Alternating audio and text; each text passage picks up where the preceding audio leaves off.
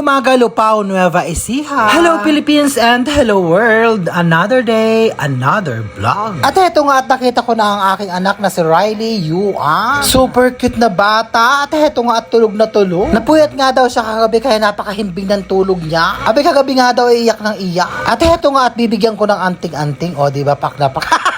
Siyempre, bibigyan natin siya ng pampaswerte. Para paglaki niya, maganda ang kanyang buhay at yayama. O kayo, ginagawa niyo rin ba? Alam ko, isa sa mga pamahiin niya. Kaya dapat, ginagawa natin. So, heto nga si Rowan, dadali nila sa bahay namin. Napakadami nga nilang ginagawa at nangunguli. Ayaw namang sasama sa akin. Kaya heto, ihahatid ng aking kapatid sa aming bahay. Kaya lang, hindi pa yata naliligo ang bata.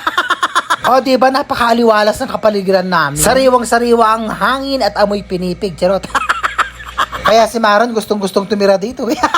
Hayaan mo anak, pagdating ng araw, dito tayo titira. At dito magpapatayo ng bahay yung afam. Charot.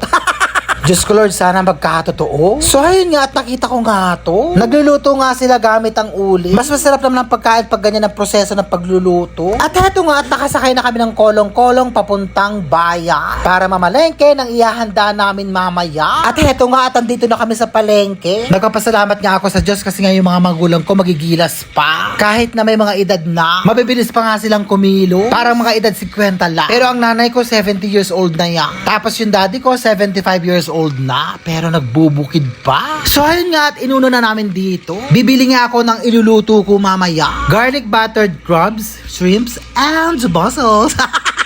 Diba napakabongga at namimiss nga daw ng nanay kong kumain ng ganyan. Kaya nga ipagluluto ko sila. Shout out sa'yo Rosaline. Yung paborito mo iluluto ko kaya lang wala ka. Sasarapan ko ng bonggang-bongga. Sabi ko nga lalagyan ko na napakadaming bawang. Dinalawa ko nga yung butter para pak na pak yung lasa. Ewan ko ba kapag may okasyon napakamahal ng mga seafoods. Nakakaloka.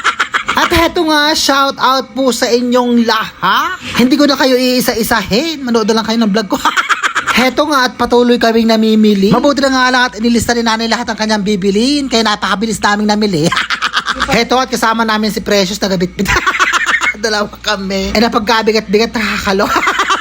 Heto nga at bumili ako ng mais, munti ko na makalimutan, nakakaloka. Siyempre, nandito ako sa palengke, hindi ko makakalimutang bumili ng bola-bola. Yan ang aking paborito dito. Gawa yan sa kamoting kahoy na may alamang at dahon ng sibuyas. Nakakangawit mag-voice over, nakakaloka. So, paano yan? Hanggang dito na lang. I love you all and I thank you.